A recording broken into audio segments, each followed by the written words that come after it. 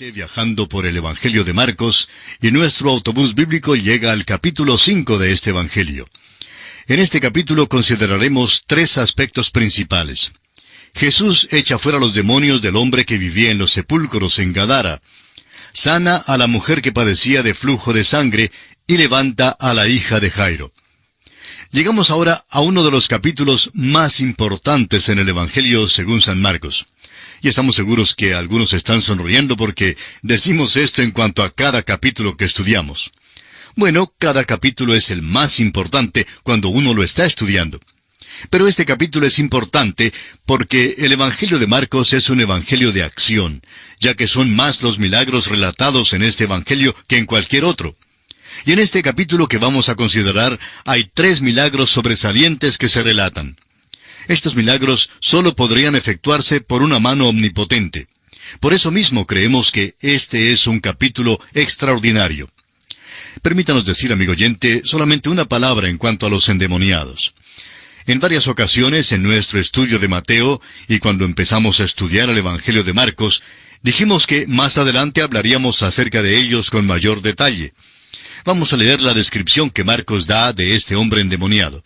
Leamos entonces el primer versículo de este capítulo 5 de Marcos.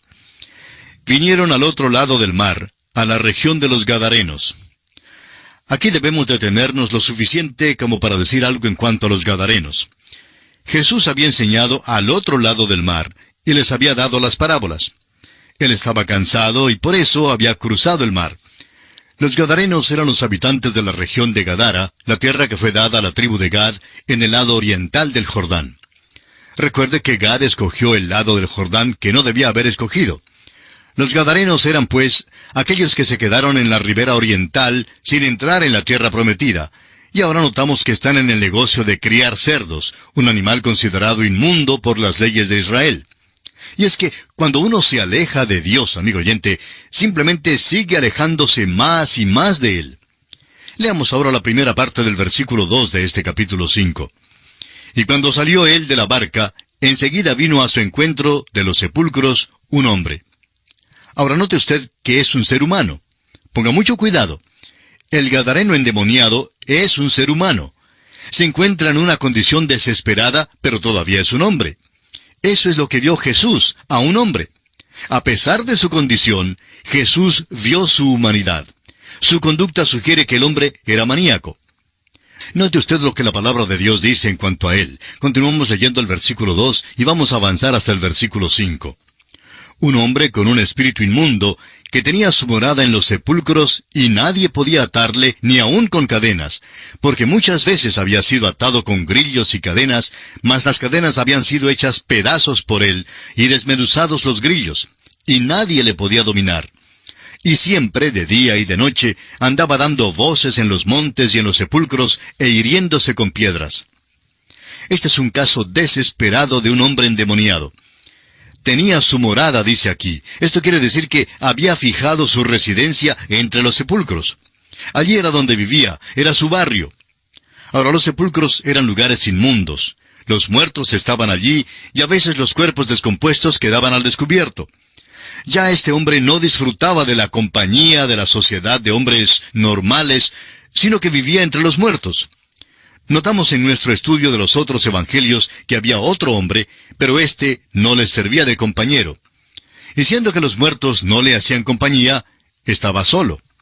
Sin embargo, vemos que poseía un poder sobrehumano y que no le podían atar. Aquí vemos que el hecho de que un hombre demuestre un poder sobrenatural no es prueba de que Dios se lo haya dado. Este caso es un ejemplo típico. Era un hombre violento que nadie podía dominar. Era miserable, sufriendo grandes daños físicos que él mismo se infligía.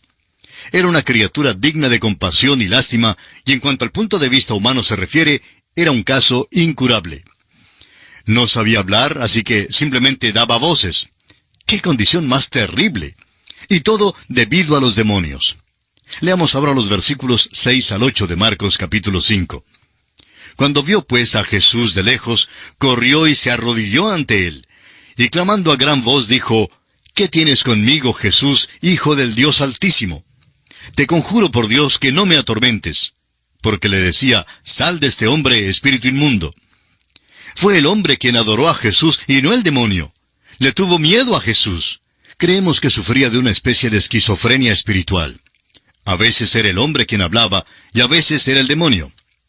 En el versículo 7 dice literalmente, ¿qué hay entre ti y mí? ¿Qué tenemos en común? Este pobre poseído de demonios clamó a gran voz antes que los demonios salieran de él. Pero veamos lo que sucedió después que Jesús le había hablado. El versículo 9 dice, y le preguntó, ¿cómo te llamas? Y respondió diciendo, Legión me llamo, porque somos muchos. La contestación de este hombre es desconcertante, pero no es un asunto de mala gramática. Es que quiere decir, me llamo, pero luego los demonios toman posesión y dicen, somos muchos. Leamos ahora los versículos 10 al 13 de Marcos 5. Y le rogaba mucho que no los enviase fuera de aquella región. Estaba allí cerca del monte un gran hato de cerdos paciendo. Y le rogaron todos los demonios diciendo, envíanos a los cerdos para que entremos en ellos. Y luego Jesús les dio permiso. Y saliendo aquellos espíritus inmundos, entraron en los cerdos, los cuales eran como 2000, y el hato se precipitó en el mar por un despeñadero, y en el mar se ahogaron. Hay una verdad muy importante que se nos presenta aquí. Los demonios hicieron una petición muy peculiar. Note usted que prefirieron los cerdos al abismo. Ahora, el permiso que les concediera Jesús aquí ha sido severamente criticado por los teólogos liberales. Su objeción ha sido que Él no destruiría a los cerdos, pues el benigno Jesús nunca haría las cosas así. Pero amigo oyente, todo esto es pura tontería. Ahora permítanos volver una vez más a este asunto de los endemoniados. En primer lugar, no solo Marcos, sino también todas las Escrituras atestiguan la realidad de los demonios. Para aquellos que aceptan la autoridad de la Escritura, también debe haber una aceptación de la realidad de los demonios.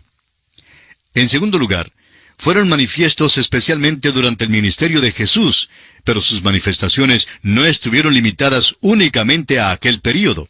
A propósito, vivimos ahora mismo en un tiempo cuando podemos ver de nuevo un resurgimiento y una manifestación de la demonología. Muchas ilustraciones se pueden dar en cuanto a esto. En tercer lugar, por alguna razón extraña, los demonios siempre buscan residir en el género humano, buscan manifestar su naturaleza mala mediante seres humanos. Son extremadamente intranquilos. La descripción que encontramos en el capítulo 11 del Evangelio según San Lucas, versículo 24, es clara.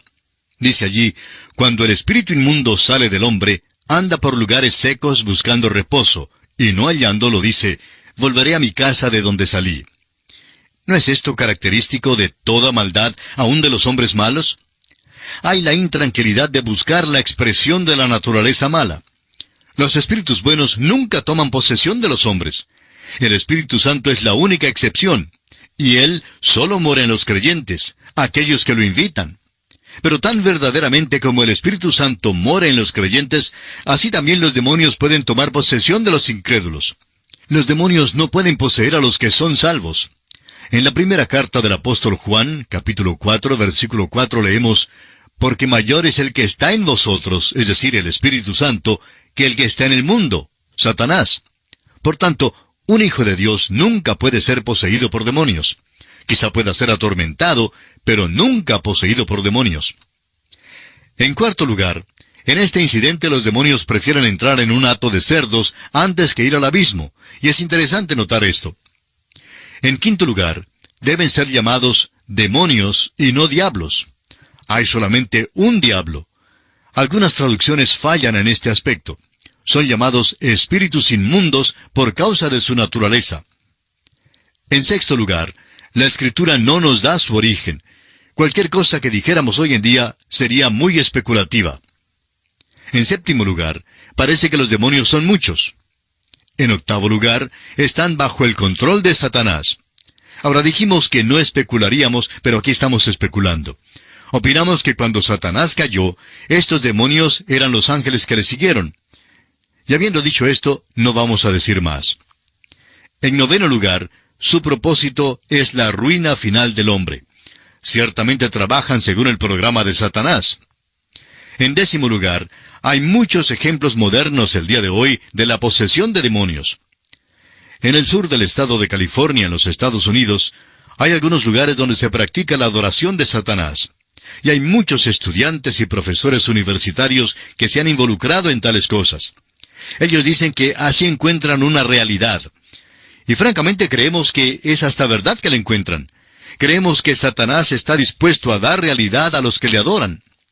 Pero la pregunta de mayor importancia es, ¿qué clase de realidad será la que ellos encuentran? Ahora, en un 10º lugar, el Señor Jesucristo tiene poder sobre los demonios. Creemos que esa es la gran lección que hay para nosotros aquí. No hay ninguna razón para que algún creyente le tenga miedo a los demonios, ni para que adopte alguna superstición o noción horripilante en cuanto a ellos. Si es que usted cree que le están molestando, pues simplemente pídale al Señor Jesús que le libre de ellos, e invoque el poder de su sangre derramada en la cruz del Calvario para su salvación. Los demonios han sido echados fuera en su nombre, y una fe firme en el Señor Jesús le guardará hoy en día de caminar con temor de ellos. Ahora, si usted cree que le pueden controlar o poseerle o mandarle, entonces necesita que alguien le aconseje. Recuerde que el Señor Jesucristo tiene poder sobre los demonios. Leamos ahora los versículos 14 hasta el 20 de este capítulo 5 del Evangelio según San Marcos. Y los que apacentaban los cerdos huyeron y dieron aviso en la ciudad y en los campos. Y salieron a ver qué era aquello que había sucedido. Vienen a Jesús y ven al que había sido atormentado del demonio y que había tenido la legión, sentado, vestido y en su juicio cabal, y tuvieron miedo. Y les contaron los que lo habían visto, cómo le había acontecido al que había tenido el demonio y lo de los cerdos. Y comenzaron a rogarle que se fuera de sus contornos. Al entrar él en la barca, el que había estado endemoniado le rogaba que le dejase estar con él. Mas Jesús no se lo permitió, sino que le dijo, «Vete a tu casa, a los tuyos, y cuéntales cuán grandes cosas el Señor ha hecho contigo, y cómo ha tenido misericordia de ti». Y se fue y comenzó a publicar en Decápolis cuán grandes cosas había hecho Jesús con él, y todos se maravillaban. Los gadarenos vinieron y pidieron al Señor Jesús que se alejara de sus costas. La razón era que preferían tener más bien a los cerdos que a Jesús.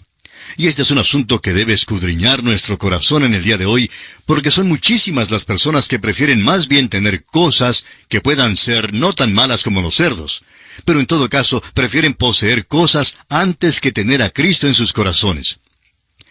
Y pasamos ahora a considerar el segundo aspecto en este capítulo 5 del Evangelio según San Marcos. Jesús sana a la mujer con el flujo de sangre. Este milagro está contiguamente relacionado con el milagro de levantar a la hija de Jairo. Leamos los versículos 21 hasta el 28 de este capítulo 5 de Marcos. Pasando otra vez Jesús en una barca a la otra orilla, se reunió alrededor de él una gran multitud, y él estaba junto al mar. Y vino uno de los principales de la sinagoga, llamado Jairo, y luego que le vio, se postró a sus pies, y le rogaba mucho, diciendo, «Mi hija está agonizando, ven y pon las manos sobre ella, para que sea salva y vivirá». Fue pues con él, y le seguía una gran multitud, y le apretaban. Pero una mujer que desde hacía 12 años padecía de flujo de sangre, y había sufrido mucho de muchos médicos, y gastado todo lo que tenía, y nada había aprovechado, antes le iba peor, cuando oyó hablar de Jesús, vino por detrás entre la multitud, y tocó su manto, porque decía, «Si tocare tan solamente su manto, seré salva». Ahora Jesús ha regresado de nuevo a su tierra. Es interesante notar que al contar este incidente, Lucas, quien era médico, dijo que ella no había podido ser sanada. Marcos dice que ella había sufrido mucho de muchos médicos. Añade que ella había gastado todo lo que tenía. De modo que podemos ver que los gastos de la medicina y de los médicos hoy en día no es en manera alguna algo nuevo. Tenemos también en este pasaje el incidente de Jesús cuando preguntó quién le había tocado. Y los discípulos le contestaron que había una multitud a su alrededor, y que había muchos que le tocaban. Pero solamente una persona le había tocado con fe para ser sanada. Ella había estado en esta condición por 12 largos años. Y es interesante notar que según el evangelista Lucas, en el capítulo 8 de su evangelio, versículo 42, la hija de Jairo también tenía 12 años. Así, mientras 12 años de sufrimiento terminaban para una, para la otra, los 12 años de luz entraban en las tinieblas de la muerte. Y creemos que el padre que había venido a llamar a Jesús, lo vio hablar y tratar con esta mujer. Estamos seguros que él pensaba, ¿por qué no se apura? ¿No sabe que mi niñita está tan enferma en casa y que morirá a menos que actúe? Pero nuestro Señor no se movió apresuradamente. Sanó a la mujer, y mientras que trataba con ella, el siervo vino de la casa del jefe de la sinagoga y le susurró, «Deja al maestro en paz. Es inútil hablarle ahora porque la niñita está muerta». Sabiendo esto, nuestro Señor le dijo, «Cree solamente». Y aquí entramos al tercer aspecto que consideramos en este capítulo 5 del Evangelio según San Marcos, y es que Jesús consuela a Jairo al saber de la muerte de su hija y va para levantarla de entre los muertos. Leamos lo que sucedió, considerando los versículos 37 al 41. Y no permitió que le siguiese nadie sino Pedro, Jacobo y Juan, hermano de Jacobo. Y vino a casa del principal de la sinagoga, y vio el alboroto y a los que lloraban y lamentaban mucho. Y entrando les dijo, ¿por qué alborotáis y lloráis? La niña no está muerta, sino duerme. Y se burlaban de él. Mas él, echando fuera a todos, tomó al padre y a la madre de la niña, y a los que estaban con él, y entró donde estaba la niña. Y tomando la mano de la niña le dijo, Talita cumi, que traducido es, Niña, a ti te digo, levántate. Creemos que Talita cumi era una expresión en arameo, la que la niñita habría comprendido. Fue hablada en su lenguaje nativo, y creemos que se podría traducir como, ovejita, despiértate. Eso fue lo que le dijo él, y creemos que era una frase muy dulce. Encontramos que nuestro Señor levantó a una niñita aquí, y que antes había levantado a un hombre de edad madura en la robustez de su virilidad nueva, el hijo de la viuda de Naín, y también a un señor ya mayor de edad, o sea, a Lázaro. Levantó a todos de la misma manera, hablándoles. Creemos que esta niñita simboliza a los pequeños, aquellos pequeñitos antes de que alcancen la edad de responsabilidad. Y le habló de esta manera tan amable, ovejita, despiértate. Sabemos que ahora mismo estamos hablando a muchos que han perdido algún pequeñuelo.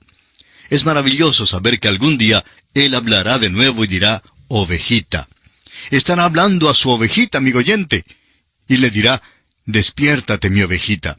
Y las tendremos de nuevo algún día. ¡Qué cosa más bella es esta! Es la manifestación del poder de Jesús. Leamos ahora los dos últimos versículos de este capítulo 5 de San Marcos, los versículos 42 y 43. Y luego la niña se levantó y andaba, pues tenía 12 años. Y se espantaron grandemente. Pero él les mandó mucho que nadie lo supiese, y dijo que se le diese de comer. ¿No es práctico esto? Si una niña de 12 años o un niño fuera despertado del sueño y fuera sanado, ¿qué desearía? Claro que desearía comer. Pues les mandó que le dieran de comer a la pequeña. ¡Cuán práctico es esto y cuán maravilloso! Estos son los tres grandes milagros que, según nuestro criterio, manifiestan el gran mensaje del Evangelio según San Marcos. El Señor Jesús es el siervo de Dios con el poder de Dios. Es un hombre de acción, y ha venido no para ser servido, sino para servir y para dar su vida en rescate por muchos. Aquí en este capítulo 5 le vemos haciendo 3 milagros maravillosos.